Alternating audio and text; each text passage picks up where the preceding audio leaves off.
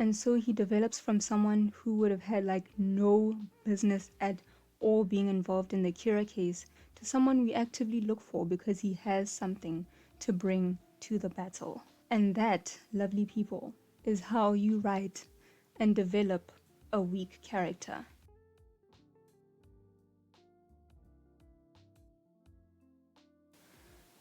Before we even get started, if you haven't watched JoJo's Bizarre Adventure, and specifically part 4, then I don't want to be the person to spoil it for you. So if you cannot complete the phrase, Mori, Mori, Mori, Mori, then stop, go watch JoJo's. So Koichi is the first new character that we meet, and we meet him at a point where he's about to start his new life at a new high school. And he introduces himself in the least confident possible way. Oh my gosh. My name is Koichi Hirose. Well, you don't have to remember it or anything. And to be honest with you, like the first time I watched it, I was just like, okay, man. Alright. And I made no attempt to remember his name or face at all at this point. He bumps into Jotaro and his things go flying, but before he even notices all that, Star Platinum puts everything back together. He doesn't notice any of that, but he is amazed by Jotaro and describes him pretty much how a fangirl would describe him. So, wow, look at him. So cool. Wow, look at him. So tall. Wow, look at him. So handsome. In contrast, he's shorter than literally everybody else in the JoJoverse and has a personality that reflects his own feelings of inferiority and insecurity. Shortly after this whole encounter, we meet Josuke, who is the main JoJo of this arc, and the thing with him is that he can beat you up, but he just won't beat you up unless, of course, you make fun of his hair. So the story progresses and we start to understand Josuke's power a little more, and the fact that, his stand works to basically put things back together again. So exactly what Humpty Dumpty needed, basically. And that he's a Joestar, so by blood he is very, very resourceful and very powerful. Like, he's got it going on genetically, right? He's also the main character, so we basically look at Josuke and we're like, okay, in times of trouble, you're the guy we're gonna look to. And if we're not looking to you, we're looking to your nephew Jotaro. So at this point, as a viewer, I'm like, okay, so what have we got going on? We've got a super strong main character, we've got a super weak side character, and we've got like a dumb strong mentor. Where have I seen this dynamic before? I wonder where I've seen this dynamic before. I wonder where I've seen this before.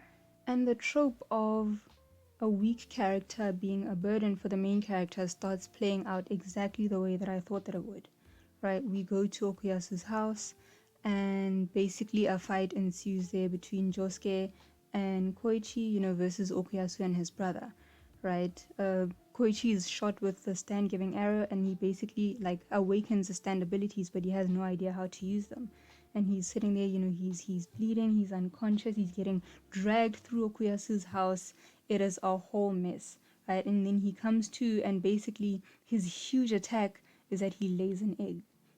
He lays an egg. The egg doesn't hatch. It sort of just sits there, just chilling, just waiting for the day that it's ready to get out into the universe. And basically what Josuke has to do is save the day.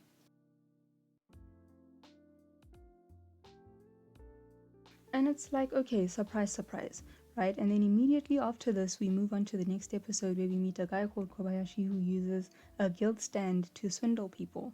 So he gets Koichi to basically psycho over a bag that's in the middle of the road for some reason, and then red liquid starts pouring out the bag. Kobayashi's like, bruh, you have harmed this cat, this is a cat.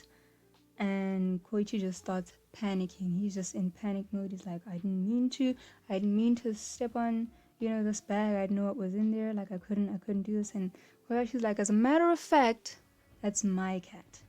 And now you owe me compensation. Now Koichi's feeling guilty as ever. He's like, oh, I don't know how I'm going to do this. How am I going to fix all of this? And then Josuke comes in like the knight in shining armor that he is, and he opens the bag up, revealing a stuffed toy cat with some tomato sauce. And the whole situation is over, and he's what? Saved the day once again. Obviously, this mission was a lot simpler than the first one, but it does confirm earlier sentiments that, when in doubt, call Josuke and Koichi is weak. So at this point, Kobayashi's noticed that, Koichi's like really super weak.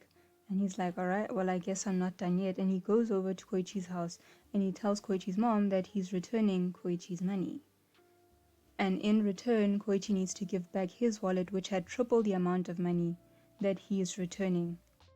So Koichi's obviously shook, like, bruh, what are you talking about? Like, what wallet? Right? And then the mom is believing every word coming out of this guy's mouth. Like, oh my gosh, like, is this what my son is becoming? Is this the high school version of my son? Like, he's not the little boy that I raised and recognized anymore. Like, what's going on? She's feeling all the guilt in the world, right? And his stand is just thriving right now. It is applying all the pressure. Her heart is heavy. She is just a mess, and so is the sister. So he starts doubling down on like the demands and threats that he makes to Koichi. He's like, bro, I'm gonna take the title deed to your house, and I'm gonna make your sister my girlfriend. And he's just going at it. It's a mess. And at this point, like, as an audience member, you're panicking. You're like, bro, Koichi's family is just going through it over here, and we've got baby boy in the front line. Like, what are you gonna do, lay an egg? Bro, call Josuke. Like, doesn't he live 2 doors down? Like, just shout, I swear he'll hear you. Like, isn't that a telephone? Like, call him, do something, you know what I mean? Like, when in trouble, call Josuke. When in trouble, call Josuke. Are you just gonna stand there? Like, are you serious? Oh my goodness. Then you go, okay. You know what's gonna happen? I've seen this in stories a lot. Josuke is gonna conveniently come to the door. That's, yep. And you're just sitting there hanging on to this hope that Josuke is gonna come conveniently, I don't know, like, to give Koichi a textbook that he forgot at school or something like that. I don't know. And save the day like he normally does, right? And then Koichi proceeds to do exactly none of these things. He relays his egg. Now his egg is out here, and his egg hatches, and in his slime glory, looking like a soggy fly, Echoes Act 1 is born. So Echoes comes out, he's like, yeah, I am the guy. He throws his hardest punch, and nothing. It doesn't hurt even a little bit. Now I'm just like, bruh, what did I say? What did I tell you? Call Josuke. Like, am I asking for too much? And I'm just like, okay, bruh, like, I'm barely gonna be sad for you. Like, if you get killed by this guy, like, can you actually be serious right now and call Josuke? Right? And then, the story carries on, and we realize that Koichi attacks you with words and not with, like, physical attacks. Like, he's not Star Platinum. He is Echoes Act 1. So he basically attacks with, any what word he can think of on the spot, boom, kapow, I don't know, tinnitus. And this guy's ears are just ringing, like he's just going through it. And, Koichi decides, you know what, I'm gonna unleash my threat. And he makes the cutest threat I've ever heard in the world. He's like, unlock the locks on my mom and sister, then I'll make the sound stop. If you keep resisting, even I don't know what's gonna happen to your body. Oh, Koichi. So instead of resisting, this guy decides he's gonna double down on his attack, and so he basically just stabs himself and hands Koichi the knife so that it looks like he did it. The mom walks in and she's just like, I cannot believe my eyes. I cannot believe I raised a boy that would do such a thing. She's just like, is it even worth being alive?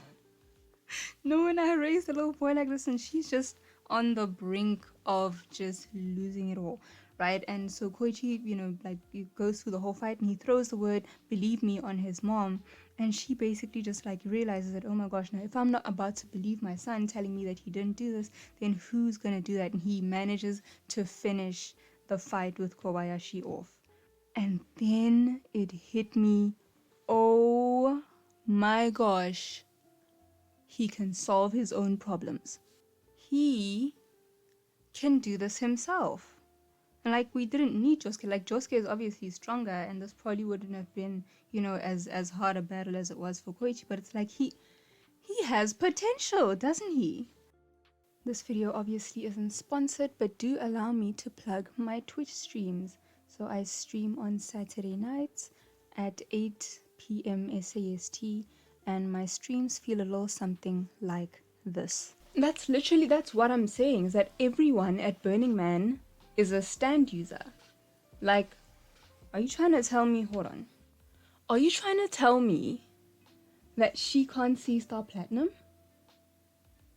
You trying to tell me she can't see Star Platinum? Like, do we just not want to see the signs here? Like, it's all here. Do you want to see these people like in the manga first and be like, oh my god, isn't that the girl from Burning Man? I'm telling you, like, I'm not even like an outdoorsy, like, spend a whole week at a party type girl, but it's like, I'm willing and ready to go to Burning Man. Look at this! Because I might find Inyaba there with her arrow. I'm just gonna walk around there with like a little photo going, have you seen this lady? Have you seen this lady? Might leave there with something.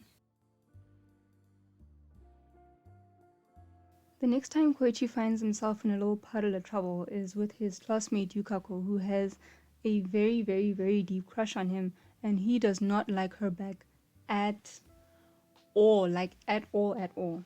In the beginning, Okuyasu was kind of jealous. He's like, oh my gosh, I can't believe that Koichi, the most unassuming guy, is about to bag just the baddest one in the game. And even he quickly realizes that, like something, no, something's up with her.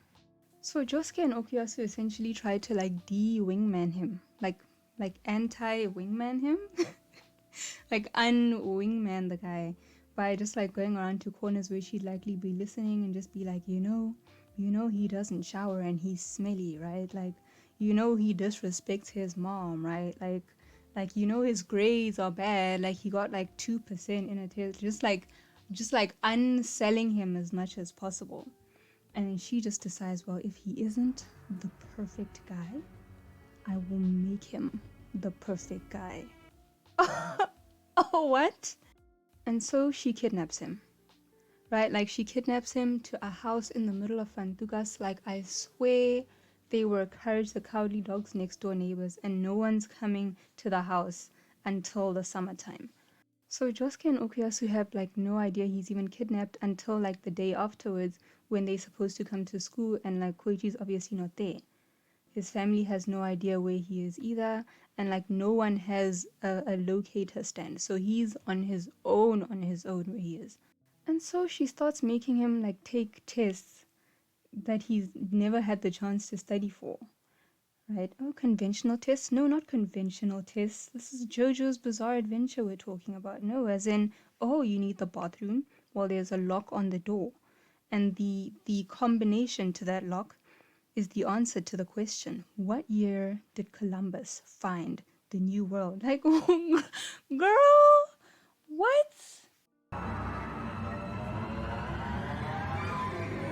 All the while she's acting all, love me, you see, because I can take care of you.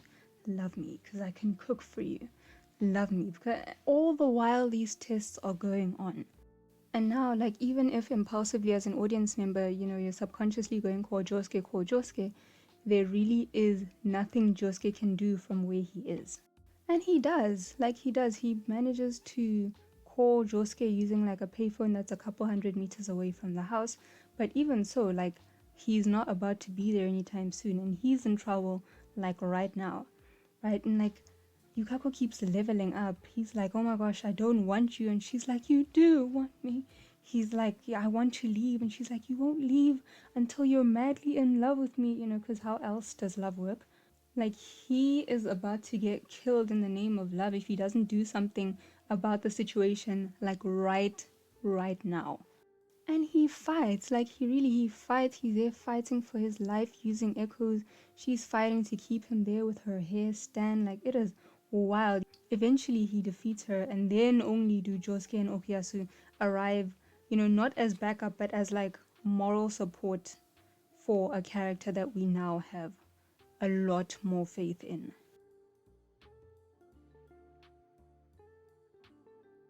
So even in the battles that come later on, like the one against Rohan and even later than that, the one against Kira Yoshikage, we understand that he has weaknesses of his own, but he doesn't feel like the spare wheel in like an already moving vehicle. He doesn't feel out of place in the battles that he's present in.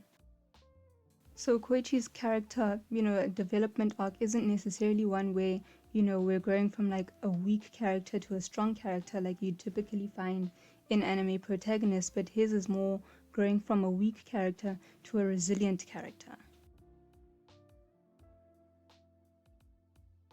And so he develops from someone who would have had like no business at all being involved in the Kira case, someone who would have been seen as nothing more than like a hindrance to the main characters, to someone we actively look for because he has something to bring to the battle. And that, lovely people, is how you write and develop a weak character. Please like this video if you liked this video. It's like my first one ever, so I genuinely would like to know how I did. Do you agree with what I was saying? Do you think I was talking out my ass? Let me know in the comments. Till the next video, bye.